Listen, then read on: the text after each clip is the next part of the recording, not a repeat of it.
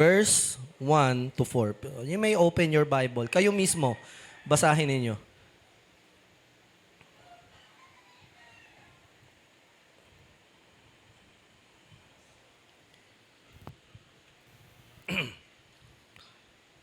If you have your Bible, I'll be reading in Legacy Standard Bible. Ito yung pinaka-transliterate, word by word translated in English version.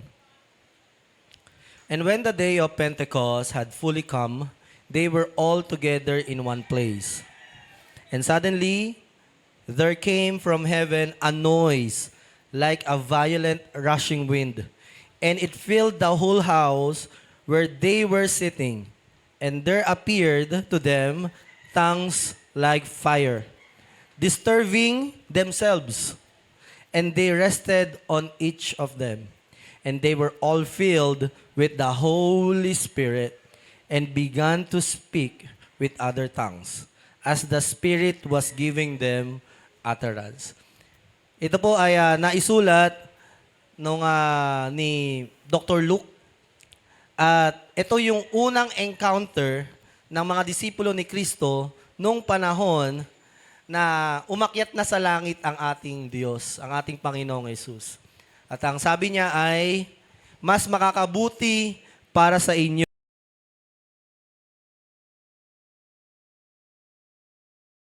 ay hindi nyo matatanggap ang pangakong kasunod ko.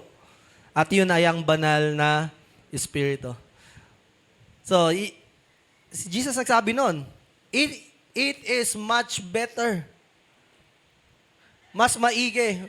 Is there better than Jesus Christ? Of course, there's none. Talaga namang may masigit pa ba sa ating Panginoon? Pero ano yung ibig sabihin ng Panginoon? It is much better for me to live. Umalis. Dahil pag ako'y umalis, matatanggap niyo ang ipinangako sa inyo. At yun ay ang banal na Espiritu. It's getting, marami sa inyo matagal ng Kristiyano, no? It's getting serious pagdating sa topic na ito. So, ito yung ating pag-uusapan ngayong umaga. So, let's give a chance to talk about the truth of baptism in the Holy Spirit. Usually, ang baptism of the Holy Spirit sa Christianity ay ayun yung mga taong nanginginig-ginig, tas hinihimatay, tas nagsasalita ng mga mumble words, at salita na hindi mo maintindihan. At may mga sinasabi sila na nakikita nila na hindi naman talaga nakikita ng mga tao. Ngayon, mga kapatid, hindi ko ipipilit sa inyo ang kung ano man yung kwento nila based sa experience nila, pero ang pag-uusapan lang natin kung ano yung nakasulat lang sa Bible patungkol sa sinabi ng Panginoon na baptism in the Holy Spirit. Okay? So doon lang tayo. Hindi natin to, hanggat maaari sisikapin ko, kahit na na-encounter ko ito, sisikapin ko na ituro ito ayon sa plain truth. Yun naman talaga dapat ginagawa ng isang preacher, no? Hindi naman kami dapat bias sa denomination o bias sa churches kasi the more na maging ganun kami is we are not worthy to be the bringer of the truth sa mga tao. So gusto kong mag-set ng standard sa inyo na una sa lahat, ang baptism of the Holy Spirit is recorded and written. Pero iba-iba ang encounter sa mga tao kaya may iba-iba silang interpretasyon sa baptism of the Holy Spirit. So, maaari ang ilan sa inyo, naranasan na yon. Hindi ko alam sa inyo, na parang may na-encounter kayo, minsan kayong pinag-pray, tapos may mga naramdaman kayo at may mga nagawa kayo na unusual things or strange things. Pero sabi nga, sa binasa natin kanina sa 2 Timothy chapter 3, sa uling panahon, ang mga tao ay sobrang sama. Basahin ko po sa Tagalog. English natin binasa kanina eh.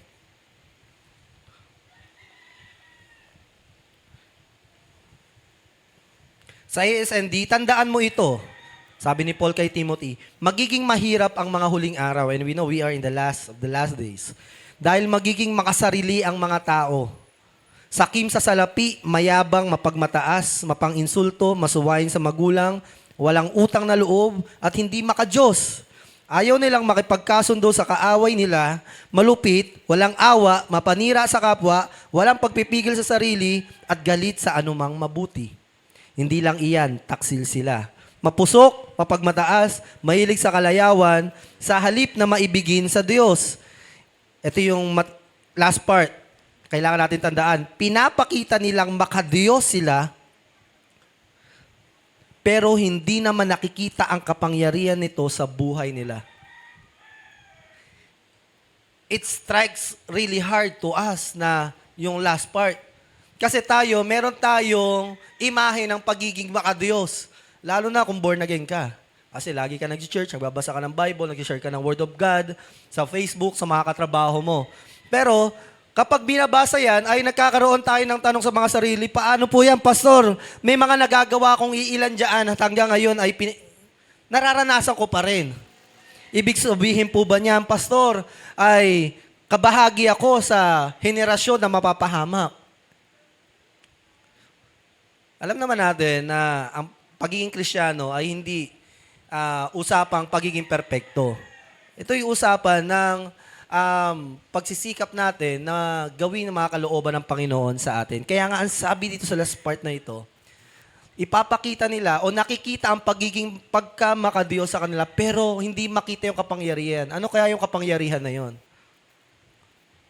Walang dating. Pag tinitignan yung buhay nila, parang pareho lang sa mundo.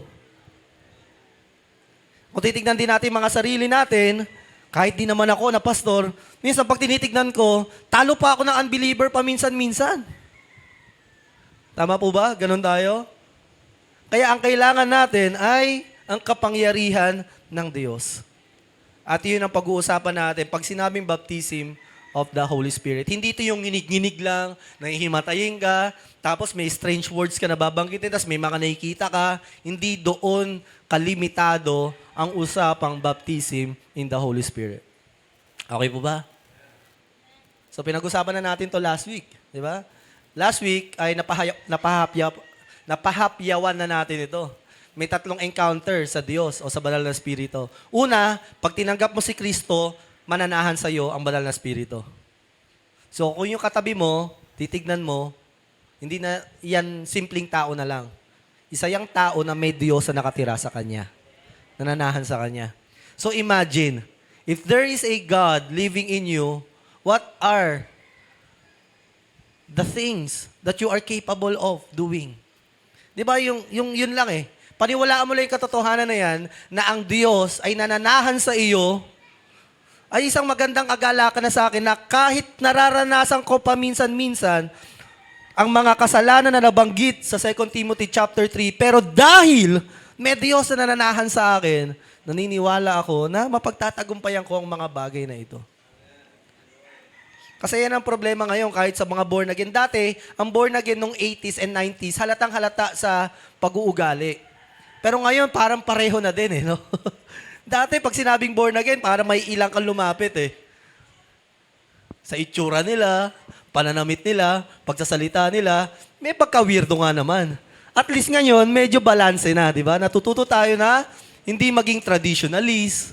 Ibabalansehin kasi inaabot natin ang mundo eh. Di ba? Kaya nga dati, pag sinabing may Kristiyanong may tato, talagang, ay, no, mga demonyo, sa demonyo yan. Ganyan. Hindi.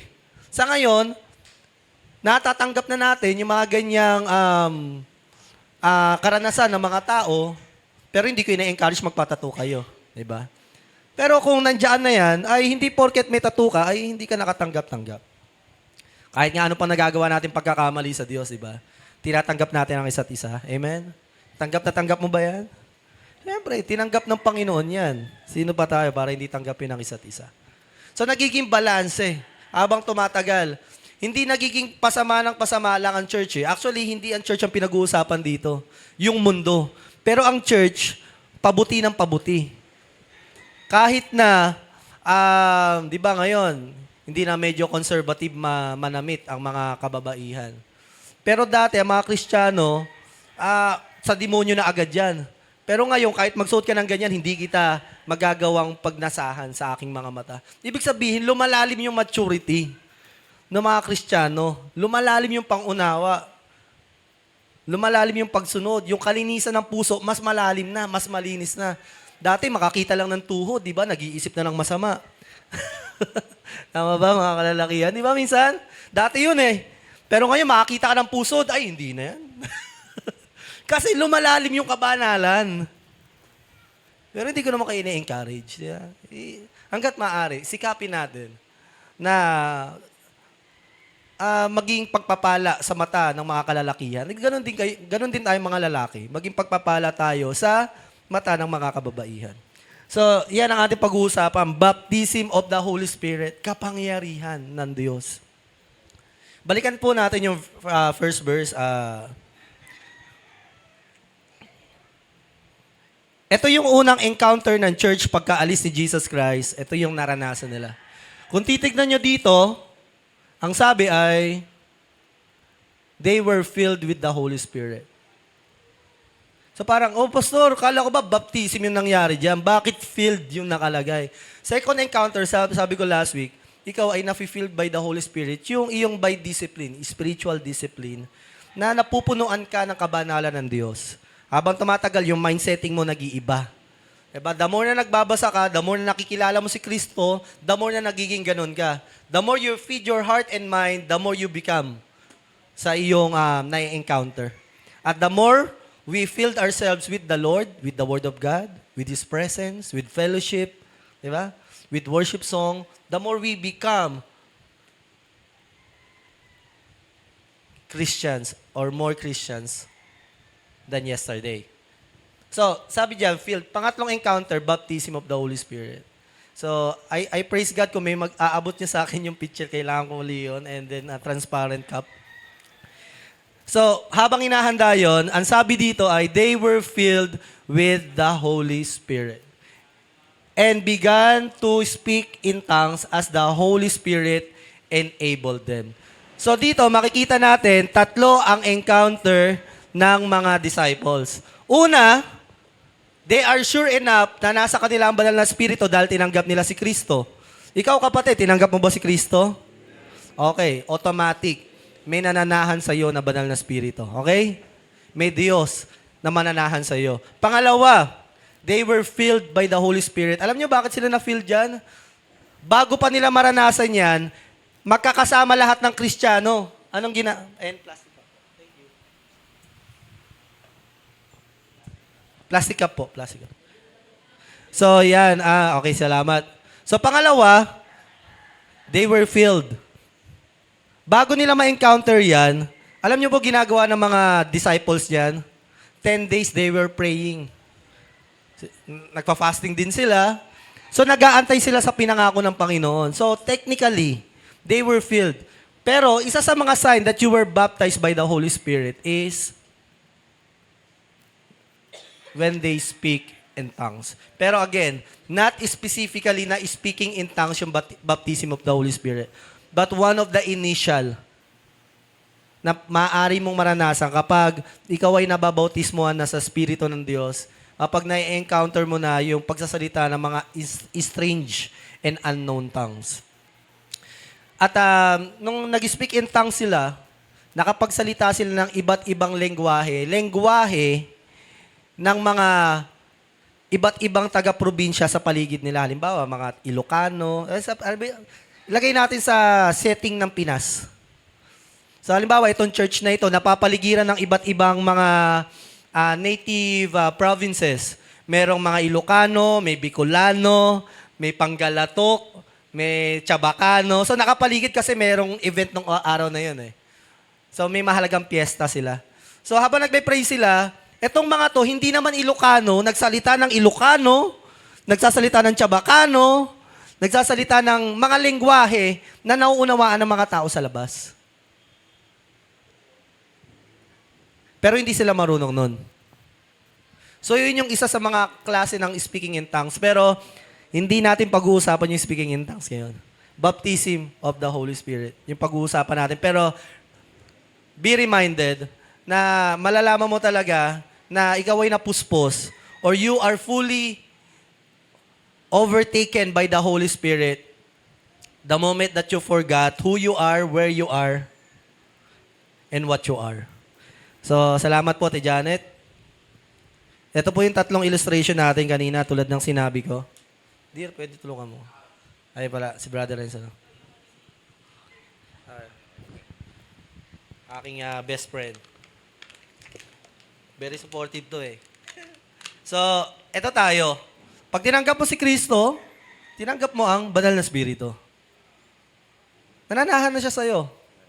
So, ang tawag mo na dito ay hindi na baso. Ang tawag mo na dito ay, siguro, basong may tubig. Amen? Minsan nga, tawag mo na dyan ay, ano yan? Tubig. Hindi na baso. Minsan-minsan.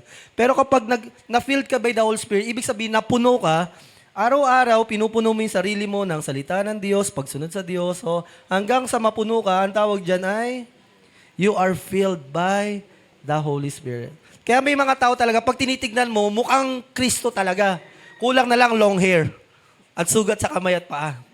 Pero hindi ka matatakot lapitan sila. Alam mo na, makikita mo yung pagmamahal ni Kristo, sakripisyo ni Kristo, makikita mo yung pagsunod sa kanila, sa Diyos. So parang ganyan. Ayan ang ibig sabihin ng filled by the Spirit. Pero iba kapag nabaptize ka na. Handa na akong mabasa. Salamat, Brother Renz. So, when you are baptized in the Holy Spirit, tulad nga ng word na baptizo, you are immersed. So, itong baso na ito na puno, maaring ganito na yung nangyari talaga. They encounter, they were filled, and they were baptized in the Holy Spirit. So, ganito yung encounter ng mga taong nababautismuhan sa banal na Espiritu. Hindi mo na makita yung baso. Kahit sila mismo, hindi na nila makita yung mga sarili nila because they are all filled, immersed, overtaken by the Holy Spirit. Salamat po, Brother Renz. So, yan ang pag-uusapan natin ngayon. Kaya, may mga tao na kapag nagpe-pray, minsan hindi na nila alam yung nangyayari sa paligid nila. Pero of course, hindi naman yung porket na parang, hindi ko na alam, baliw ka na. Hindi. You are still under the influence and controlled by the Holy Spirit. Hindi mo man pwedeng sabihin, nagbo-worship ka, tapos bigla mong nasiko yung katabi mo. Hindi yon. Wala yon. Hindi yun yung pag ikaw ay nabautismohan, you are protected and surrounded, overflowing. Wala na lang sa loob mo yung banal na spirito. Nasa paligid mo na, everywhere. Kaya nga, etong nangyari sa kanila, everywhere. There is a rushing wind. Alam niyo ba, ang lakas ng hangin na yan? Hindi yung hangin na malaki na yan, pero malakas lang yan. May hangin daw na sobrang lakas. At itong hangin na ito, ay parang tornado to. Rushing mighty wind ang sabi. Ayun yung nararanasan nila. At hindi lang apoy. Isang tornado na may apoy. At itong apoy na ito ay paikot-ikot sa kanila at yung mga apoy mula doon sa great fire or consuming fire ay dumapo sa ulo nila at pinuspo sila. Alam niyo, ma-excite kayo na ma-encounter ang baptism of the Holy Spirit. Kasi malaki ang epekto nito sa buhay Kristiyano. Ako, dati, okay lang naman sa akin, wag na akong hindi ko na ma-experience yan. Kasi pwede naman ako mag-drums tapos maging tapat sa pamumuhay ko, di ba? Okay naman yun, wala namang problema dun eh. Pero alam nyo kapatid, ito yung nagbago to eh, binago ako na ito eh. Ito yung nagtulak sa akin na greater heights. Gumawa ng mga bagay na higit sa kakayahan ko. At alam ko, ganun din sa iba sa inyo. Ito yung mga panahon na mahilig ako sa kalayawan, pero dahil nabautismuhan ako ng banal na Espiritu, na-overcome ko yung kalayawan, na nakakaranas ako ng pagiging mapagmataas. Kapag nababautismo ka ng banal na Espiritu, nakakalaya ka dyan. At ano pang mga karanasan sa buhay. So this is a really beautiful topic. Wag mo na kayong matakot. Pastor, hindi ko kayo pipilitin magbautismo. Mabautismo ng banal na Espiritu. Hindi ko kayo biglang lilihas. Ayaw mo mabautismo, ha? Ay, hindi. Sa demonyo ka. Hindi. Hindi ganun yun. Hindi natin i-categorize yung mga tao na pag hindi ka nabautismo, na hindi ka sa Diyos. Walang ganong katotohanan, kapatid. Okay? Walang ganon. Pero, may katotohanan na sinabing may bautismo sa banal na spirito. Okay? So dito, sabi, they have the Holy Spirit, they were filled by the Holy Spirit, and they were baptized and speak in tongues. Sa next slide po, basahin natin. But you will receive power when the Holy Spirit comes on you, and you will be my witnesses in Jerusalem and in all Judea, Samaria, and to the ends of the earth. Ang sabi, bago pa mangyari yung kwento kanina, yung nangyari noon, ito yung sinabi ni Jesus, you will receive power. Ibig sabihin, itong baptism of the Holy Spirit is power. Okay, sabi mo sa katabi mo, power. Yan. Kapangyarihan to. At hindi ito yung kapangyarihan lang, supernatural power. Strange thing. Kakaiba. Superpowers. Ayun na ibibigay. So, yun yung nangyari sa kanila. Nagkaroon nga sila ng superpower. Tama? Ano yung superpower nila? Nakapagsalita sila ng, isa pa lang yun, di ba? Nakapagsalita na sila ng mga salitang hindi nila alam. Ikaw kaya, kapatid, papuntahin kitang Egypt. Anong Egypt? Mag-share ka ng gospel doon. Kaya mo. Hindi! Maliban na lang, you have the power. One pa lang yan, ha? Isa pa lang yan. So makita mo, yung ating mission sa buhay, yung pagiging Kristiyano, sobrang imposible. Maliban na lang meron kang kapangyarihan mula sa Diyos. Sobrang imposible. Kahit pa anong tingin mo sa mga taong nasa paligid dito na parang ang babait nila, we are nothing without the power. Not by might, but by the power, sabi sa Old Testament. Hindi kami magtatagumpay, hindi sa aming lakas. Not by power, not by might, but by the Spirit, says the Lord. Hindi yung power, sinasabi nyo, hindi sa lakas namin, hindi sa kakayahan namin, kundi sa kapangyarihan ng banal na Espiritu. So una, power daw ito. At para saan yung power? And you will be my witnesses. So in short, itong baptism of the Holy Spirit ay kapangyarihan upang maging witness. Mamaya, lalalim pa natin pag-uusapan yan. Para maging martir. Sino dito martir sa pag-ibig? Ayun.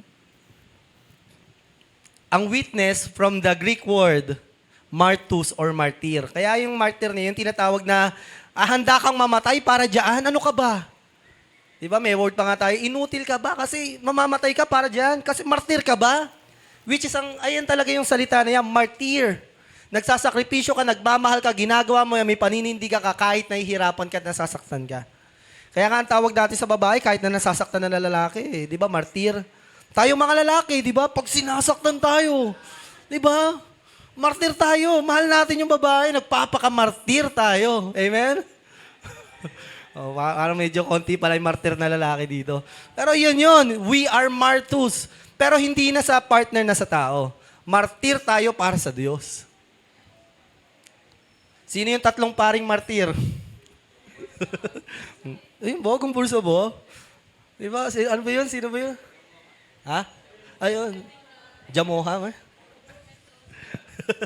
gumawa na lang ng sariling no?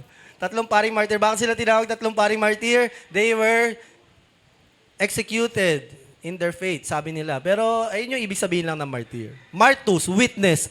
So ibig sabihin, yung buhay mo, para maging testigo ka ni Kristo, hindi yung magsasalita ka lang, talagang yung buhay mo ay isang martus or martir.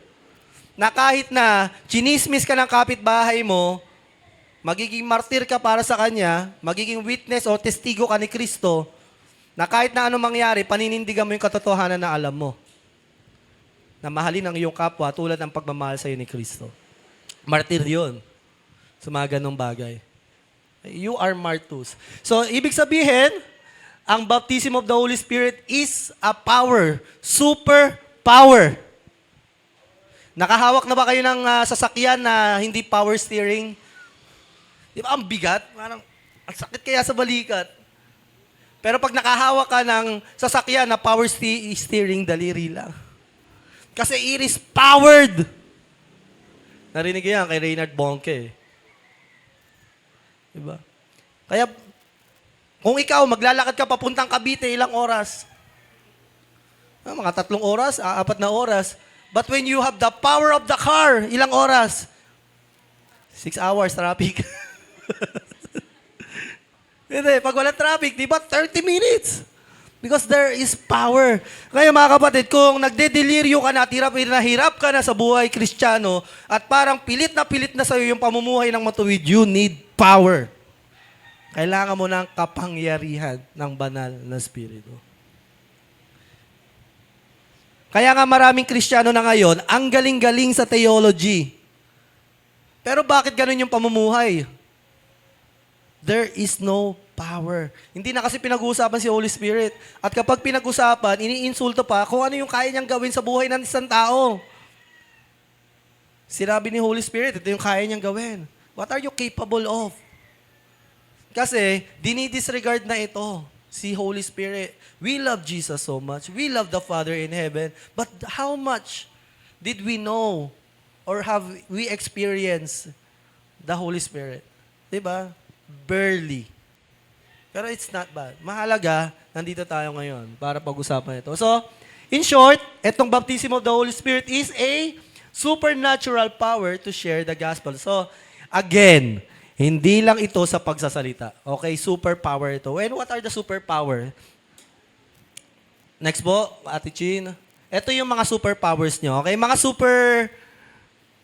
hindi pwedeng superhero, ano eh, no? Pero sabihin na natin mga, para matandaan ninyo, you are like superheroes. May mga kapangyarihan kayo. At ito ang mga nagawa ng mga followers si Christ in the Bible, which we are capable of doing. Okay? Are you ready? So, tignan mo yung katabi mo, mukha ba may superpower yan? Yung usong-uso yung superpower, no? Kilikili power. O, pang 90s lang yan, yung joke na yan. Di ba tatamay Gen Z dyan? So, you have a power. Please, I'm pleading with you.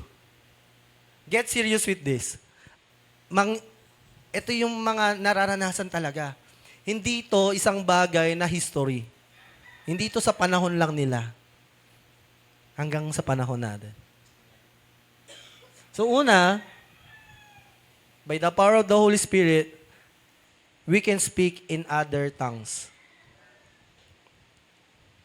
So katulad nga na, halimbawa, nag-iisip ka, Lord, paano ko si-sharean to? Hindi ko nga alam paano kausapin ito.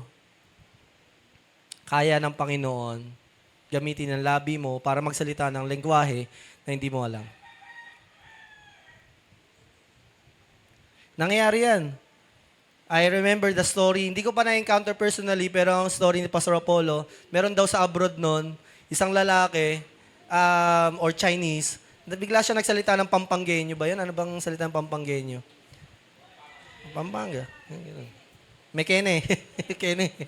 Nagsalita daw ng Mekene. Uy, Chinese, Mekene. Nagsalita daw. Nakapag-share siya ng gospel through speaking in tongues. Pero I want to experience that Holy Spirit. Gusto ko maranasan yan. So, hindi ko pa masyado ma-elaborate yan. Pero I believe, di ba may mga tao na nung sinabi mo yan, yan yung kailangan ko marinig ngayong araw. May mga tao, kahit ang dami mo na sinabi, wala pa rin napulot no? Pero pag ikaw, puspos ka ng banal na spirito, biglang may impart sa'yo si Lord na isang salita. I remember, praise God sa pamilya ni, nandito sila ngayon, no? Nagbabiyahe kami, papunta doon sa burol ng kanilang father. Yung ini-impart sa akin ni Lord, sabihin mo na ang buhay ng tao ay maiksi at kahit pa nagpapagawa ka ng malaking building. Ayun talaga, ini-impart sa akin. Sabi, Lord, bakit ko naman sasabihin yun? Lahat ng yan ay mawawala sa paningin ng Panginoon. So, yun lagi nilalagay. Sabihin mo yan sa preaching mo, Hanggang mamaya, yung tita nila lumapit sa akin, alam mo, na gusto ko yung mensahe ng Panginoon, nagpapagawa ako ng building. Hindi ko po sinasabi yan palagi. Alam niya ng mga ka-churchmate natin, sinabi ko ba yun sa inyo? Kahit magpagawa ka ng anong laking building, pero kung wala kang pagsunod at takot sa Panginoon at hindi ka mananampalataya sa Kanya, ay wala rin katuturan. So makita mo, strange tongues, no? Kaya mong kausapin yung tao based sa kung ano yung pangangailangan niya. At salamat, hindi tayo maitataas diyan. Sino ba naman ako, maisip ko 'yon, di ba? At alam nyo, mga kapatid, para ma-reach out mo ang puso ng mga tao na gusto mo makakilala sa Panginoon, o ma-reach out mo lang yung puso ng asawa mo pag may problema kayo. Kaming dalawa, minsan mag-asawa, may problema. Hindi ko alam sasabihin ko sa kanya. So, ang banal na Espiritu, magbibigay sa akin na, ito, sabihin mo sa kanya, ito yung gawin mo. He will lead you. Speak in other tongues. Speak in a native language kung ano yung pangangailangan ng tao.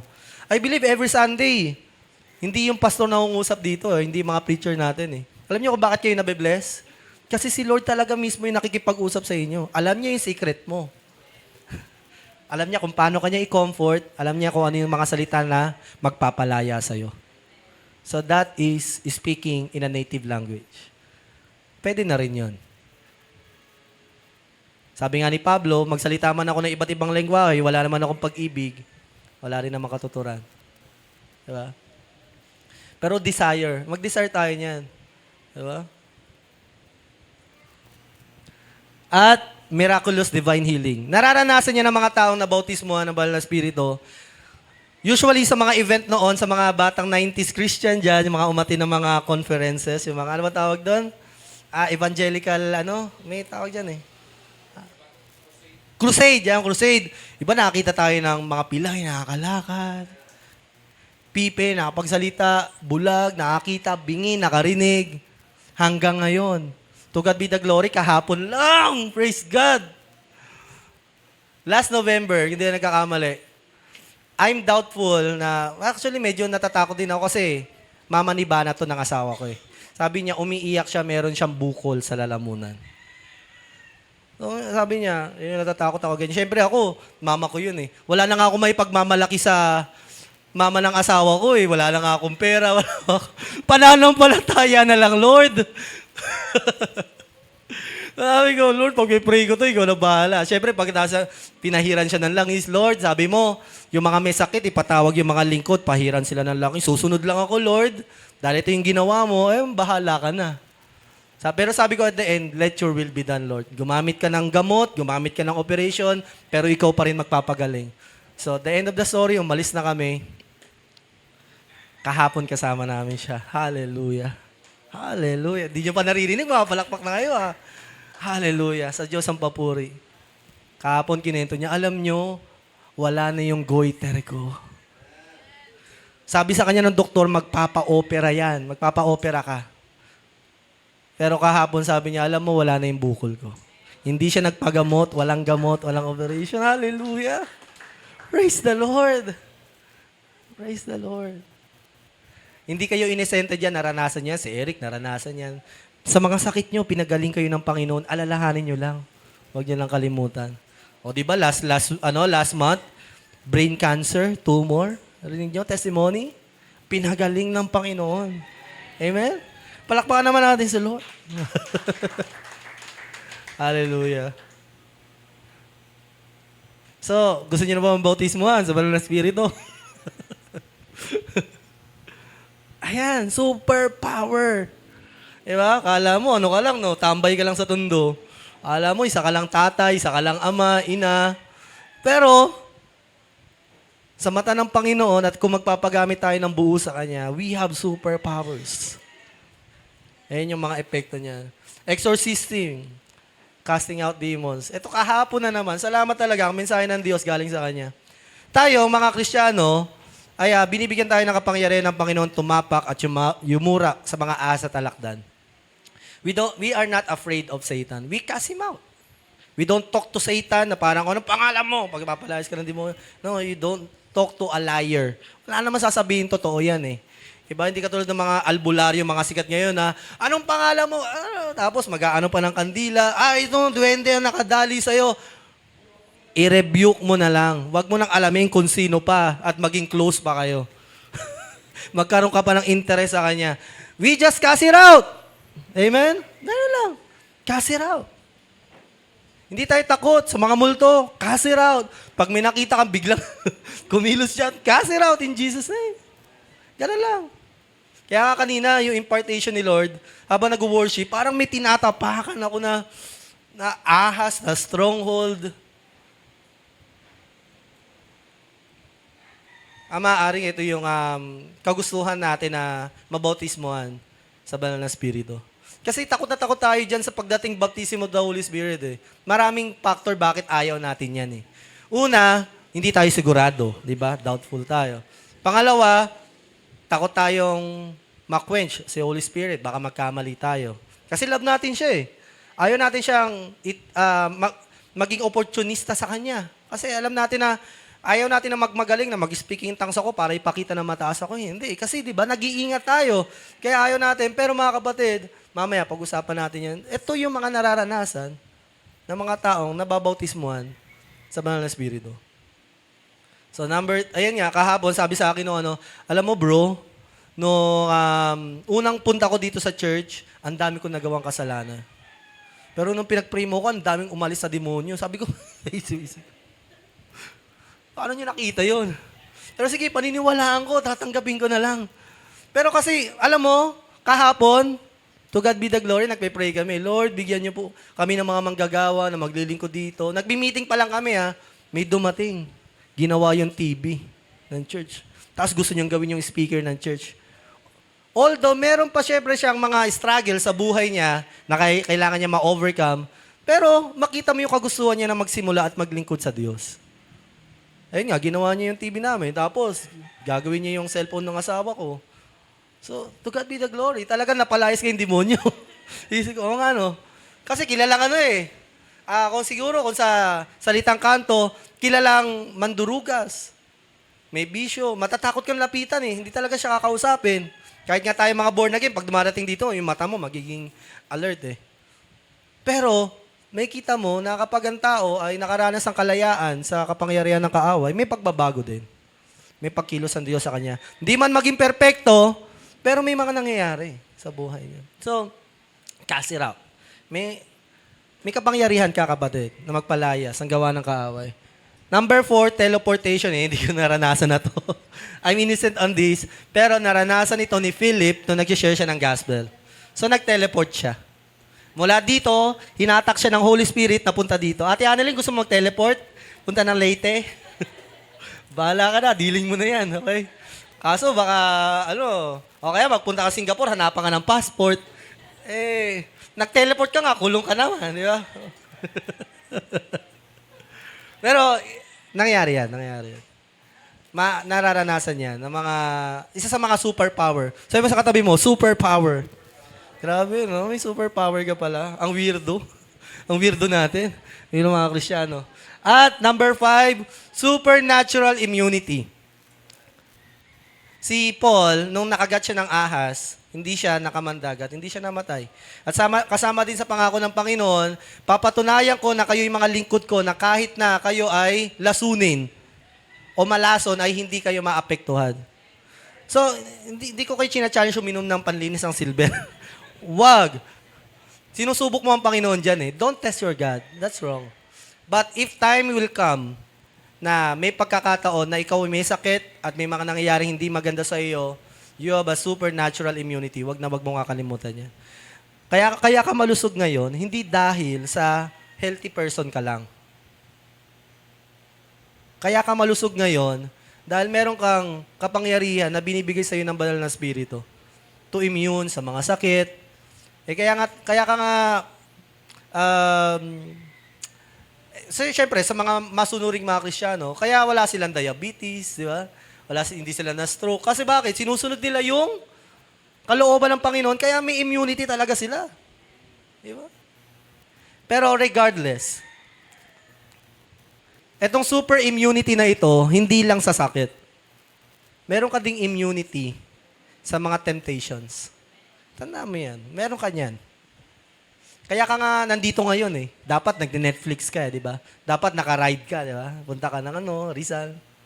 Pero dahil merong banal na spirito na naglalagay sa'yo ng immunity to reject things Spiritual man yan, physical man yan, mental man yan, emotional. Hindi natin inaano yung mga Kristiyanong nade-depress, nangyayari yan. Pero very low chance, tabakababa ng chances na isang Kristiyano nade-depress fully. Hindi sila fully overtaken talaga. Kasi may super immunity tayo. You know the story of my wife. Alam niyo naman niya, meron siya sa, ano ba ito, dear? Psychologically, diagnosed ng isang sakit mentally. Pero na-overcome niya. Hindi siya nagtitake ng gamot. Na-overcome niya. Diagnose talaga. Makikita mo yung manifestation minsan sa kilos niya, pero hindi siya na-overtake nito. Because we have supernatural immunity in the Lord. And God is good. Amen? So, meron ka ding divine wisdom and knowledge. Marunong kang magpasya at malilid ka sa mga bagay na opportunity pala ito ng Panginoon na binigay sa'yo. Ililid ka sa tao. Di ba, marami tayong ganyang istorya na magulat na lang tayo. Hindi ko maunawaan, pero buti nangyari yun. Ang galing talaga ng Panginoon.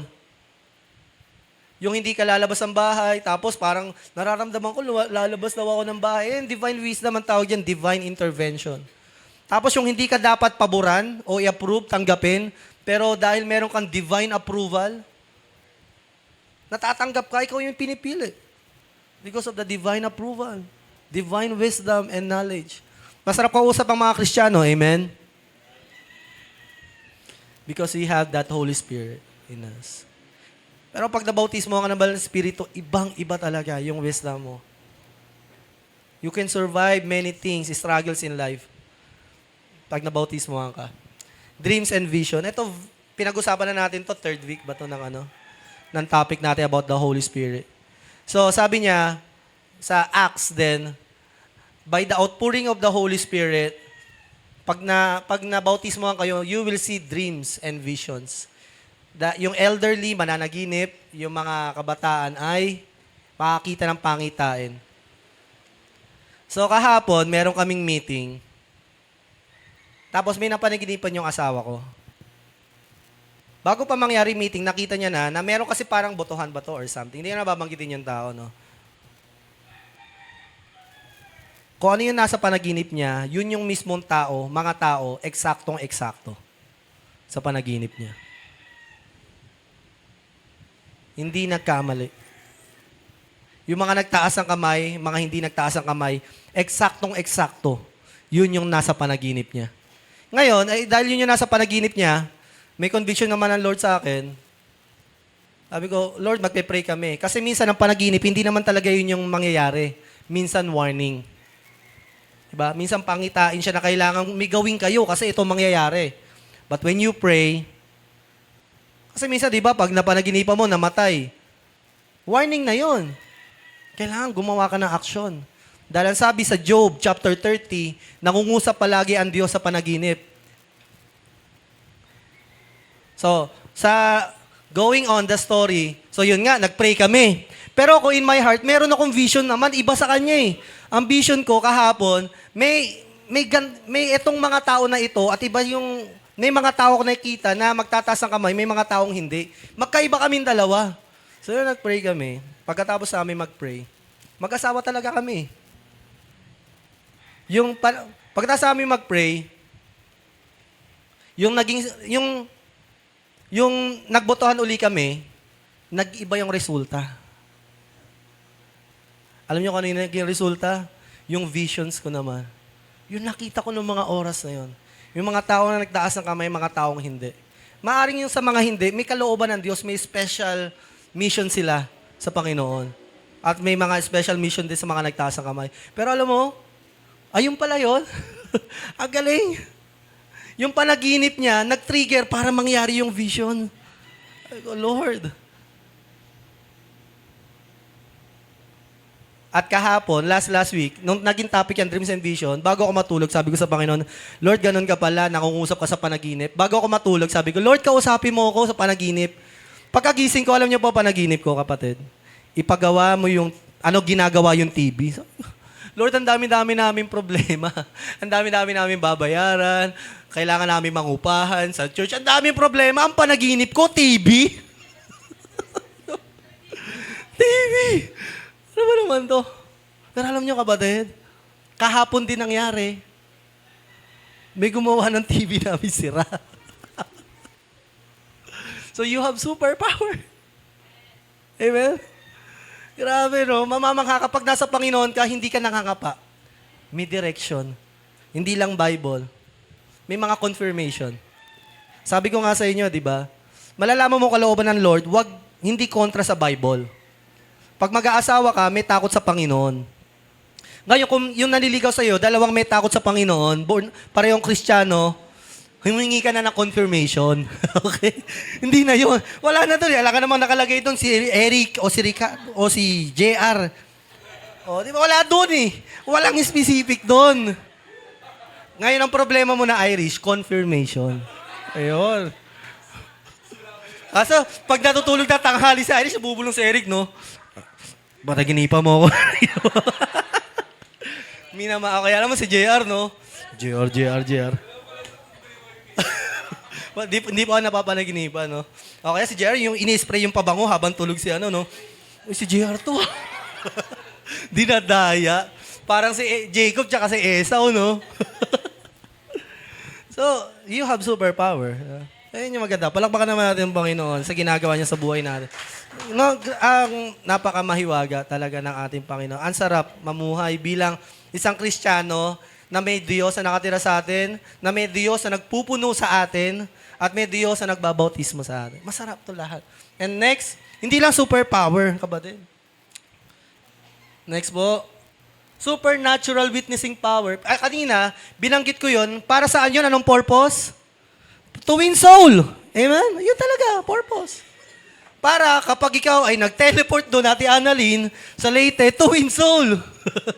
So wala, hindi para, may power ako. Magbayad kayo, manunulisit ako. Diba? Hindi para doon yung power, hindi para maitaas ka. At kung sino man ang may mga kapangyarihan na tinataas ang sarili nila, religion nila, hindi yon sa Panginoon. Pero kung sino man gumagawa ng kababalaghan at ang gusto lang maitaas ay si Kristo, sa Panginoon yun. So marami namang gumagawa ng himala, di ba? Kahit demonyo, kayang gawin. Pero mga gumagawa lang ng himala na gustong maitaas ang Diyos, ibahagi ang mabuting balita mula kay Kristo yan. Kasi may mga albularyo naman. Totoo naman may mga nagagawa sila. Ipitin lang yung paa mo. Amalis ka dyan, duwende. Ah! Diba? Alisin talaga. May power pa rin. May power. Hindi, totoo may power sila. Kasi tropa nila yun eh. Hindi, totoo. Sabi yun na sabi yun sa New Testament. They have the same spirit. Pero sabi ni Christ, may mga espiritu na hindi kapareho ng espiritu ko. Okay? So ito naman, isang supernatural power din to. Superpower, superheroes. So, gusto ko lang i-reveal sa inyo na meron kang supernatural fruits of the Holy Spirit. Alam niyo na may fruits of the Holy Spirit, matagal na kayo, di ba? Love, joy, peace, righteousness. So, itong mga ito ay hindi sa kakayahan natin. Kaya nga gustong-gusto ko yung kantang gratitude. Yung parang, all that I have is a hallelujah. So, wala akong maipagmamalaki, wala akong meron Panginoon, kundi purihin ka lang. Ngayon, kung meron man akong kabutihan, pagmamahal, hindi sa akin yon. Ang meron lang ako, Panginoon, pasalamatan ka. Ayun lang talaga, meron tayo. Ano mang ginagawa natin sa buhay natin, hindi tayo yon. Mga bagay na hindi tayo nagaling sa Diyos. Pagmamahal mo sa kapwa, sa pamilya, sa anak. Yung genuine talaga. All the fruits of the Holy Spirit. These are all superpowers. When you are baptized of the Holy Spirit, hindi ka lang yung nagmamumble words. Napupuno ka ng pagmamahal. Kung hindi mo kaya magpatawad, nakakapagpatawad ka dahil nabautismo ka. Kaya nga, yung mga taong focus sa gantong usapan, kita nyo, may mga churches sa focus sa ganito eh. Alam nyo yan, anong church? Church sa Pasig. Lagi nilang pinag-uusapan ito, be baptized of the Holy Spirit, sabi ni Bishop. Pero kita mo naman mga lingkod nila, talagang may nagmi-mission, ilang taon pa lang, 14, 15, 25, 24, nagpunta ng Leyte. Talagang nabautismuhan. Hindi dahil sa nagmamambol lang, talagang nagbabago yung hugis ng puso. Alam ko kapatid, gustong-gusto nating sundin ang Panginoon. And this is one that we need. to be baptized by the Holy Spirit. Kung gusto mong magpastor pero alam mo wala kang kakayahan, to God be the glory dahil wala ka talaga ng kakayahan. Kailangan mo lang ng kapangyarihan ng banal na Espiritu. Kung gusto mong umawit, manumbalik, tumugtog, sumayaw sa Panginoon, mag-share ng gospel. Di ba yung pag-share ng gospel, hindi lang pagsasalita, yung pamumuhay mo din. So yun din, yung baptism of the Holy Spirit, hindi yan yung talagang na speaking in tongues. Makikita mo yan na after ng speaking in tongues, may nangyayari sa kanyang kakaiba. Hindi mo na siya maunawaan. Hindi mo na makita yung dati niyang pagkatao. Dahil may super power na dumaloy sa kanya. So mamaya, basahin nyo yung fruits of the Holy Spirit. At expression of divine love to others, agape love. Galatians 5:22, di ba? Love is patient. Love is long-suffering. Lahat ng patungkol sa pag-ibig. Basahin nyo na lang din yan kasi mapapahaba tayo. Kung nahihirapan ka magmahal, kapatid, humingi ka sa banal na Espiritu. Kasi minsan, pinipilit natin tayo eh. Hindi talaga natin kaya. Hindi tayo magmamahal. Sarili lang natin mamahalin natin, maniwala ka. Nakasarili tayo eh. Pero kung hinayaan natin na ang banal na Espiritu ang manguna sa atin, magagawa natin yung hindi natin kayang gawin. Sa biyaya ng Panginoon, sa Espiritu ng Panginoon, nananahan sa atin. Biruin mo, mamahalin, hindi ka ibig-ibig. Wala kang mapapakinabangan, sakit lang ng ulo. Pero bakit mo nagawang mahalin? Dahil sa kapangyarihan ng banal na Espiritu. That's superpower, kapatid. That's supernatural. That's not natural. Superpower yon. Supernatural experience. So if there's anyone na parang, Lord, kulang pa ako ng ganito sa pagmamahal, you need the power of the Holy Spirit. Bakit sinabing power? Kasi ibig sabihin, eto, hindi to gagana eh. Ganto lang to kung hindi ko chinarge. Kaya siya umiilaw, gumagana yung program niya, kasi chinarge ko eh. There's power eh. Alam mo kapatid, aminin na natin, hindi talaga natin kayang mamuhay ng mabuti, matuwid, magmahal. Pag inamin mo na yan, tapos sinabi mo sa Panginoon, Lord, turuan mo ako magmahal, doon magsisimula yun. Martyrdom, self-sacrifice, worship. Makita nyo, no? Handa ka bang mamatay para kay Kristo? Kung sa akin lang, di ko kaya. Pero sa kapangyarihan ng Diyos, hanggang mamatay, kaya natin yan. Martyrdom. Kaya yung mga taga-Pasig, no, makikita mo talaga, nasa kalsada. Hindi ko kino-compare yung Pasig sa Tondo. We have journey, di ba? We have process, ongoing. We love this church. Pero let's be encouraged na kung ano yung wala sa atin, let's learn from them. Meron din naman silang wala sila na meron tayo. Amen? So that's what we are talking about. Let's learn from them. O makita mo, itong mga to, talagang martyr. Biruin mo, ang gwapo-gwapong lalaki, binata, nagpunta ng Leyte. Nagpunta ng Sambales, magkakapatid, matatalino. Nagmisyon. Ayun yung nagtulak sa kanila. Huwag kayong mag-alala, kapatid. Available to para sa lahat. Not just for few. You just need to wait sa Panginoon. Giftings of the Holy Spirit. Ito yung mga ministry sa church. Yung mga calling natin, bakit natin nagagawa, bakit ka nakakatugtog, hindi dahil sa atin. Hindi ako nakapagturo eh. Actually, kung ako lang, paano ko kaya tuturuan itong mga to? Wala eh. Kaya lang tayo nagkakaisa sa church dahil sa banal na Espiritu. Ang hirap kaya pakilusin ng digital team. Di mo naman pinapasahod dyan. Sasabihin mo, maging on time kayo. Huwag kayo malate. O kaya naman, yung worship team, ano ba? Dapat alas 7, nandito na kayo. Hindi mo pwedeng, kasi, parang, ano ba napapakinabangan nila? Maliban na lang magkaroon ng encounter sa banal na Espiritu. Kaya nagkakaroon ng kaayusan sa church. Ay, nako. Unity in the body of Christ, holiness and godly lifestyle. Kapatid, posible yan. Huwag mo ikahon yung sarili mo. Huwag mo sabihin na ito lang kaya kong gawin, ito lang kaya ko ibigay sa Panginoon. Very good, inamin mo din sa wakas. Pero dapat tanggapin mo na may mga bagay kang mapagtatagumpayan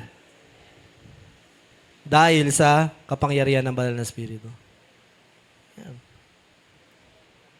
total righteousness, pagsunod sa Panginoon, at freedom from sin. Ayun, lahat yan sa kapangyarihan ng banal na Espiritu.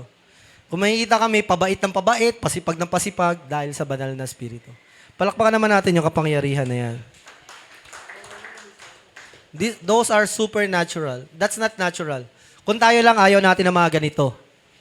We are natural instinct, mga selfish animals tayo. Gusto lang natin sarili natin.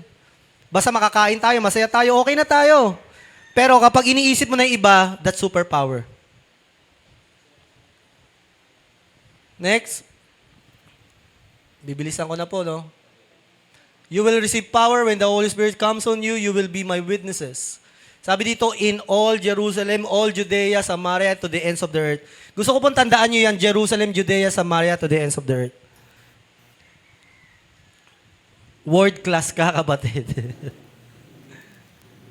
Ang sabi, yung buhay mo daw ay hindi lang yung impluwensya mo sa katabi mo lang, sa pamilya mo lang. Hindi. Ang impluwensya mo hanggang sa dulo ng mundo.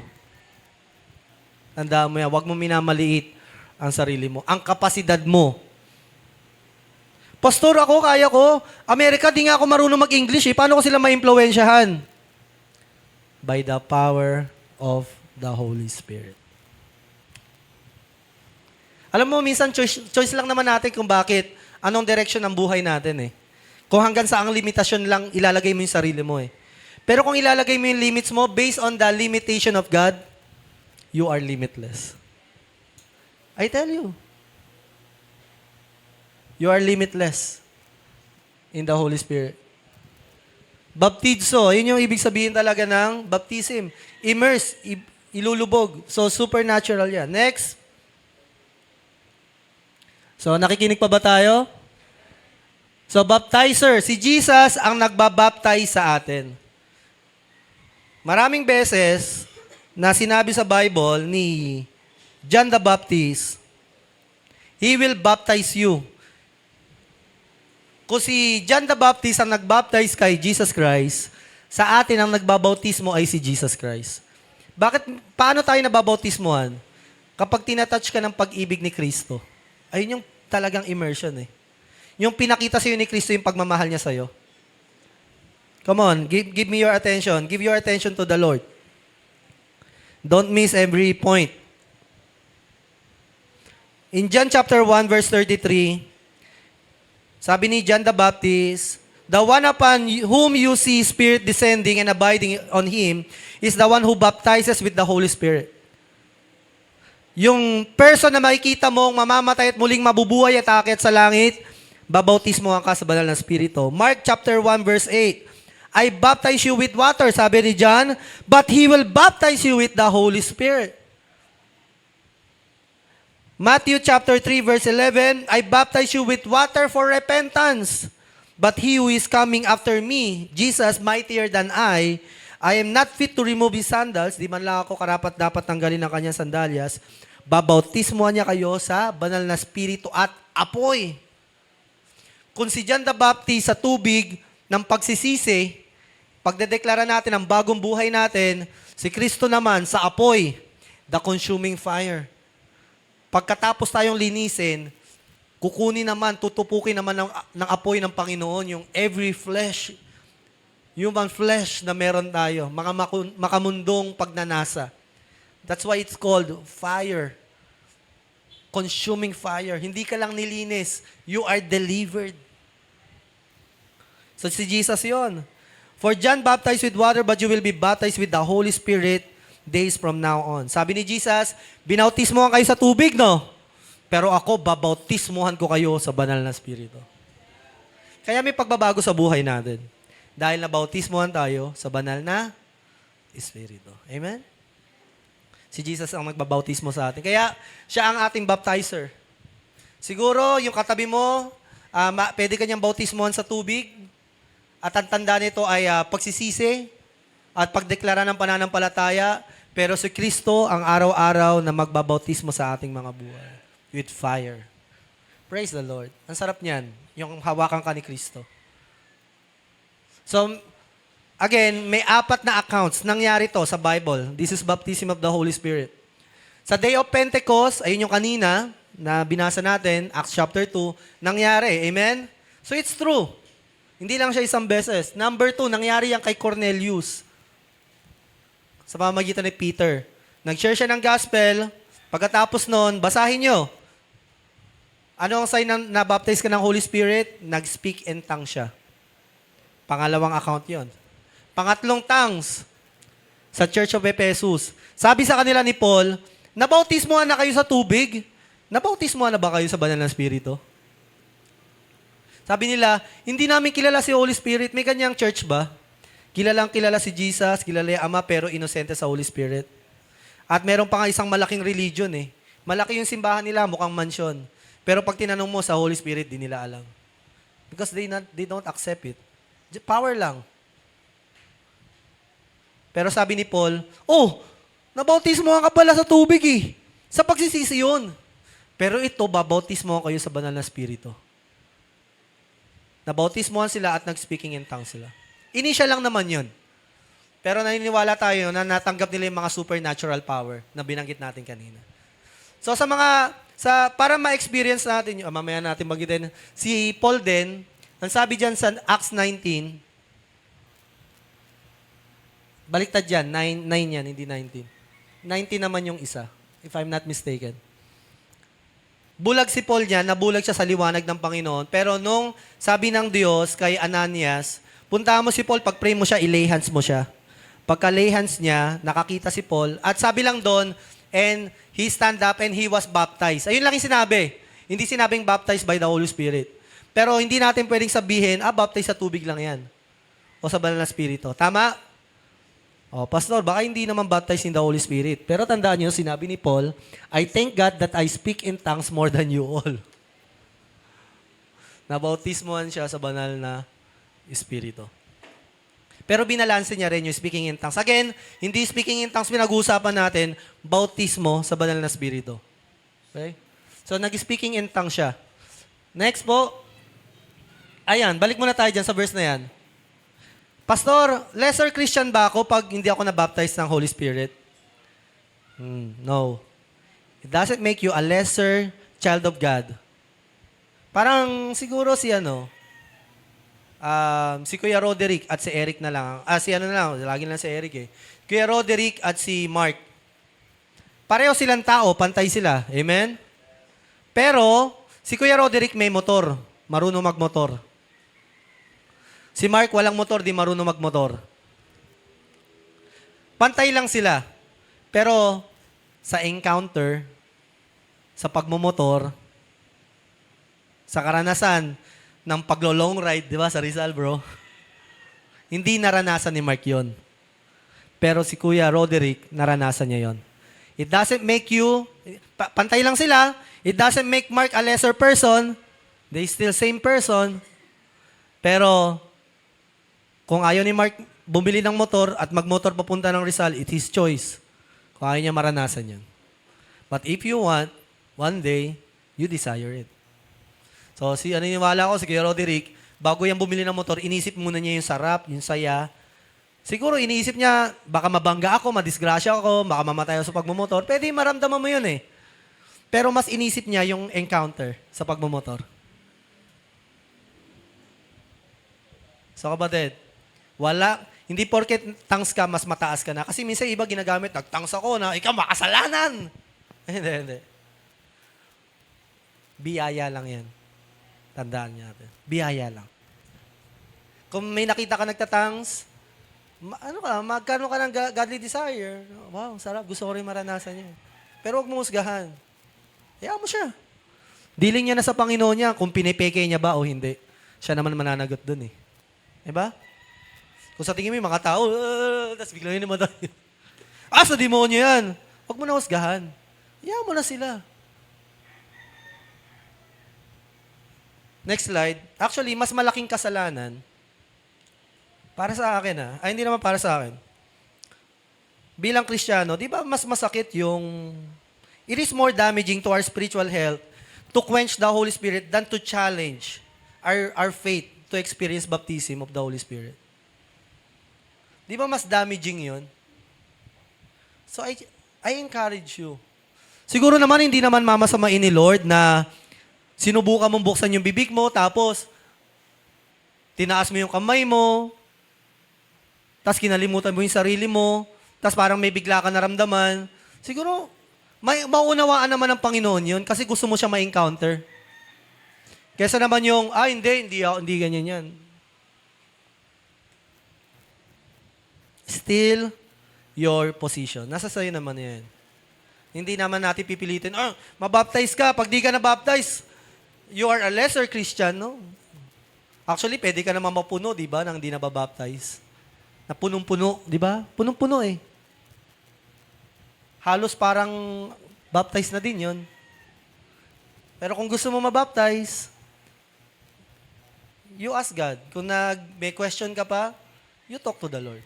Pero sinasabi ko lang sa inyo, may 4 na accounts na baptism at ang initial ay speaking in tongues.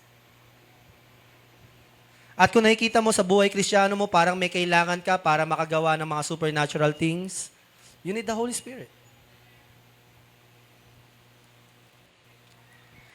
Lastly, dito na tayo magtatapos. Pastor, paano ba mabaptize? How to be baptized by the Holy Spirit? Number 1, there is no how to be baptized. Walang how. Walang, kailangan mong gawin to para mabautismohan ka. Pero ang mga nangyayari para mabautismohan, sa mga account na nabasa natin, may naglayhan sa kanila at nabautismohan sila. Pero, yung Day of Pentecost, walang naglayhan sa kanila kasi wala pang maglilayan sa kanila eh. Pero kung paano, Pastor, may technique ba? Anong worship song ba para mabautismohan ako? Wala. Basta gusto mo, manalangin ka, antayin mo, mararanasan mo. Number 2, wala kang there's no how, but there is not how to be baptized. Pwede kang hindi mabautismohan dahil una sa lahat, hindi ayaw mo. Close ang iyong pananampalataya dyan. Ayoko. So there is no how, but there is not how to be baptized by the Holy Spirit. Siyempre, kung namumuhay ka sa kasamaan, di ba? Wala kang time sa Lord, how you can expect to be baptized? Pero kung namumuhay ka ng masama, tapos biglang may pinadala sa iyo ang Panginoon para ipanalangin ka, bigla ka na bautismohan, it is possible. Pero maranasan yun. Di ba, minsan pag pinagpe-pray tayo, bigla tayo naiiyak. Alam nyo, minsan nababaptize na kayo, di nyo lang alam eh. Meron yun eh. Nababautismohan ka na talaga. Pero hindi mo lang tinatanggap sa sarili mo, nababautismohan ka na. Ng banal na Spirit. No? So, you just need to be open to the Lord. Lastly, syempre, a great willing desire. Yung kagustuhan na mabautismohan ng banal na Espiritu. Openness to accept it. Ang paalala lang naman sa atin sa 1 Thessalonians chapter 5 verse 19, do not quench or extinguish the fire of the Holy Spirit. Huwag natin siyang pigilan. Ngayon, halimbawa, nagpe-pray ka, bigla kang naiiyak, ba't kung pipigilang umiyak? Umiyak ka. Ngayon, kung naramdaman mo yung tuhod mo, bigla ng lambot, parang mapapalood ka na, bakit mo pipigilan? Kaya mo, lumuhod ka. Gusto mo mataas ang kamay mo, biglang parang nanginginig, tapos itataas mo yung kamay mo, ba't mo pipigilan? Hayaan mo lang. Siguro, isa sa mga maipapayo ko, ang sabi sa speaking in tongues, we are speaking in an unknown language. Huwag mong sikaping magsalita.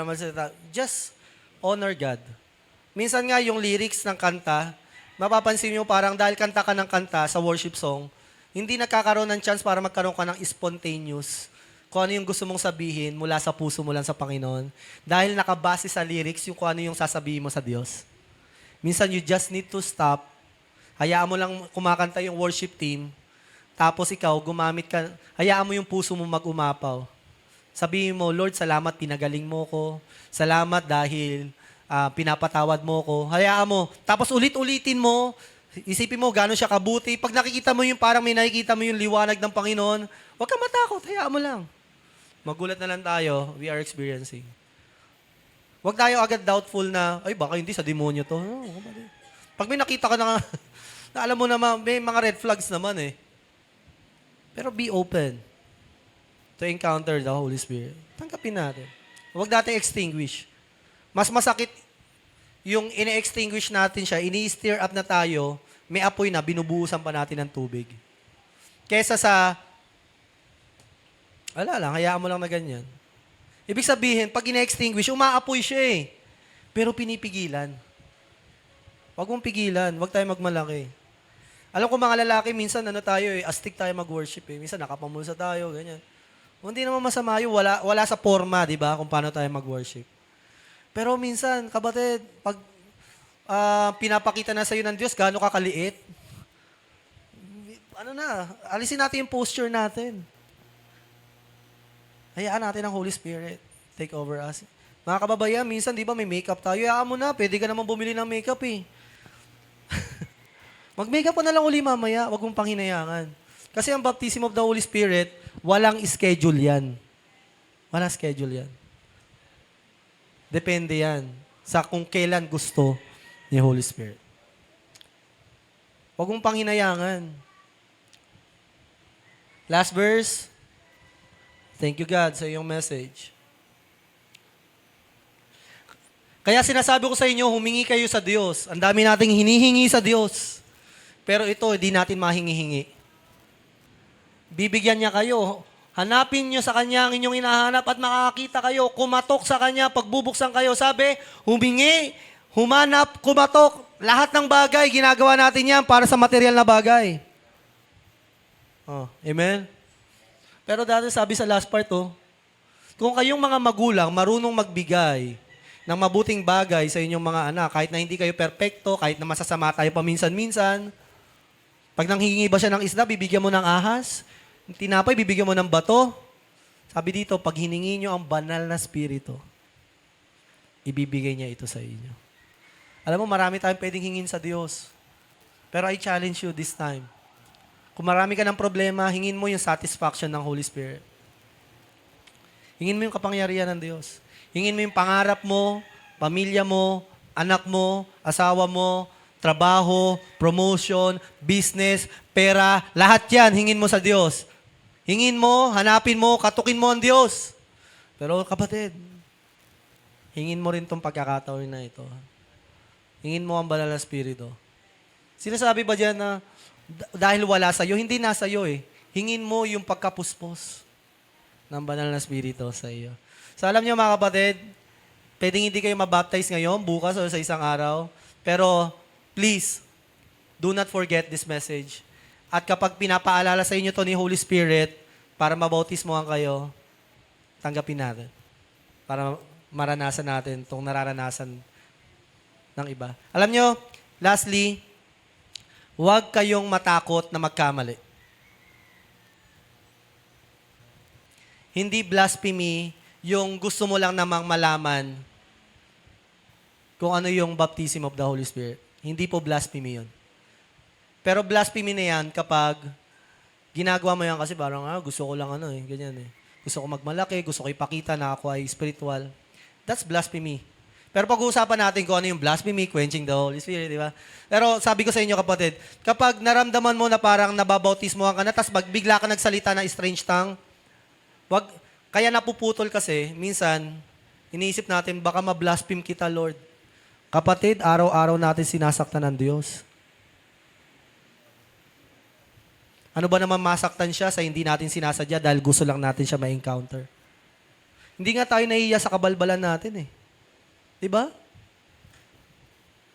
Pero, dinadahilan natin na, Lord, natatakot ako, baka ma-quench kita eh. No, mauunawaan ni Holy Spirit na gusto mo lang siya ma-encounter. Huwag ka matakot. I challenge you. Remember the promises na meron dito sa bautismo na ito. Kung matagal na bautismo ka, balikan mo, upo ka uli, gitara ka, kanta ka sa Panginoon, basa ka ng Bible. Aming Diyos, maraming salamat po sa inyong mensahe. I pray sa mga anak mo, ihanda mo sila sa one of the best experience na pwede naming maranasan bilang isang Kristiyano. Naway, di namin ipagkait sa iyo, Panginoon, ang kagustuhan mo para sa amin. Salamat po sa lahat ng katotohanan na ito. Ipaalala mo ito sa bawat isa na sa gayon, kung ito may aming maranasan, ay handa na kami, Panginoon, at mas nauunawaan na namin ito. Lord, I lay my hands to them dahil naranasan ko ito at sobrang saya, Panginoon. Hindi lamang sa mismong actual, kundi sa mga bunga nito, mga supernatural experiences. I pray, Lord, that they will experience it para maibahagi nila ang mabuting balita, maipamuhay nila ang mabuting balita, at maranasan nila na totoo talaga ang mabuting balita. Undeniable manifestation of the Holy Spirit. Isang encounter na hindi namin masasabi, hindi namin maitatanggi. Totoo talaga. Totoo ito. Salamat po, Panginoon, ikaw ang maluwalhati, banal na Espiritu, sa pangalan mo, Jesus. Amen. God bless po, mga kapatid.